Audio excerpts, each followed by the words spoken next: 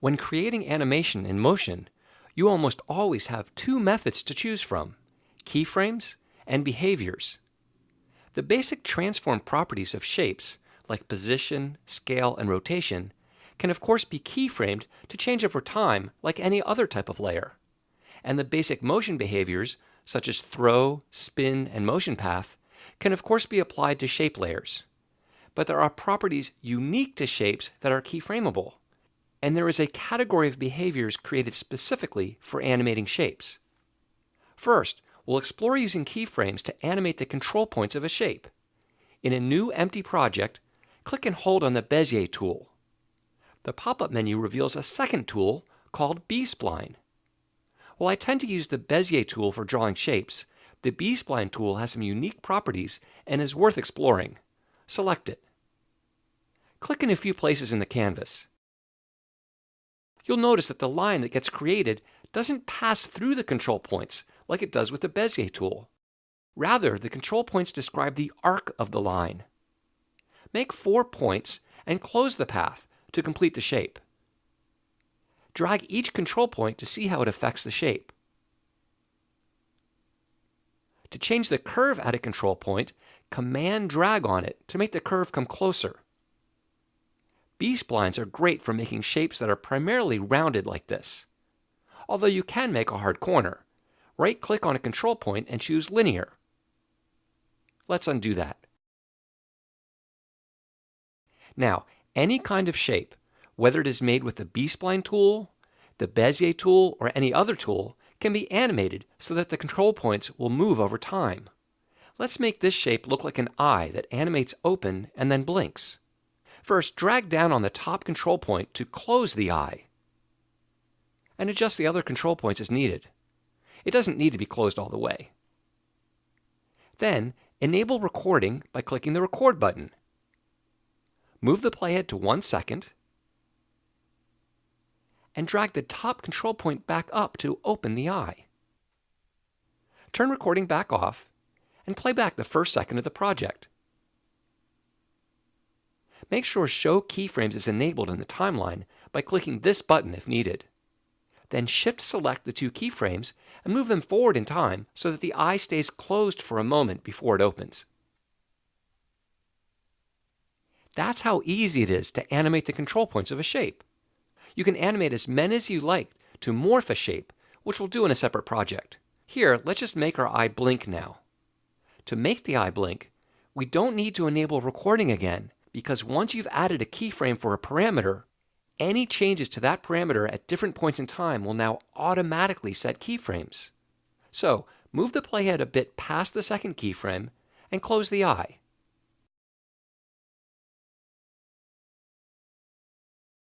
Then move the playhead forward a few more frames and open it again.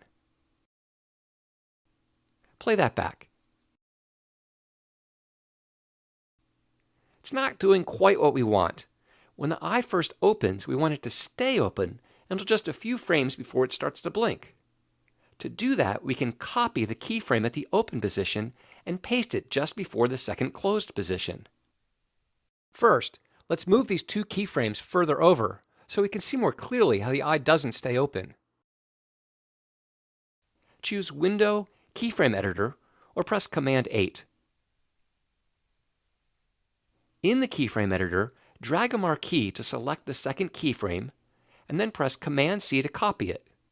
Move the playhead a few frames before the second to last keyframe, and press Command-V to paste. Now play that back. Adjust the position of the keyframes in the timeline to adjust the speed of the blink.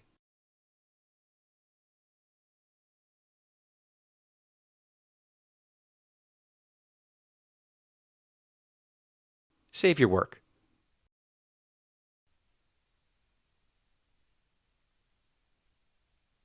To make this composition look more like an eye, let's add a couple of circles for the pupil and the iris. With the playhead at a point where the eye is fully open, press C for the Circle tool. Hold down Shift and Option, and draw out a circle inside the eye, making it bigger than the eye. This will be the pupil. Press Escape, then use the HUD to give the eye a color. Now press Command D to duplicate the shape, make the duplicate black, and scale it down by dragging a corner bounding box handle with the Shift and Option keys pressed to create the iris. Now, we want these two circles to be framed or masked by the eye. So let's convert our animated eye shape into a mask. In the Layers list, drag the B-spline shape layer onto the group, wait for the menu, and choose Move Mask to Group. This action converts the shape to a mask, and it does mask the circles, but we've now lost our white eye shape. No problem, we'll just add another white shape to be affected by the mask as well. Press R for the Rectangle tool and drag out a rectangle so that it fully covers the eye. Press Shift Command left bracket to move it to the bottom of the Layers list. By the way, instead of starting with a shape and converting it to a mask, we could have started with a mask to begin with. But how do you draw a B-spline mask? With the B-spline mask tool, of course.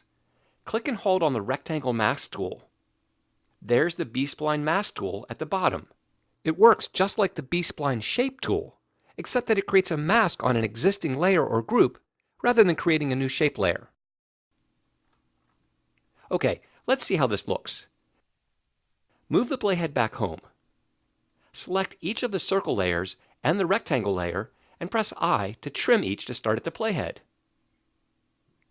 Now play the project.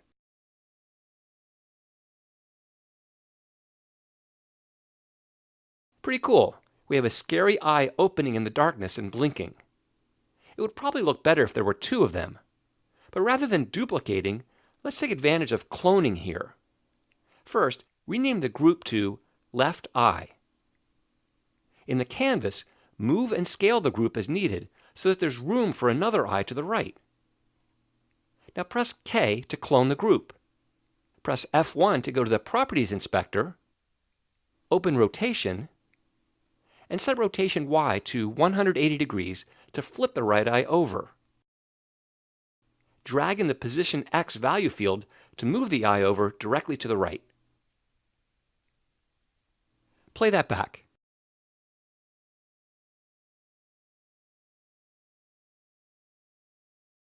Good. Now because we've used a clone, any changes we make to the left eye will carry over to the right eye. For example, change the color of the left pupil. Now, select the B-spline layer, and with the playhead at home, press Shift-K to move it to the first keyframe. In the canvas, right-click the shape and choose Edit Points. Adjust how far the left eye is closed. Notice how the right eye adjusts as well. One thing to keep in mind, once you've animated one control point, moving any other control point will create animation for that control point as well.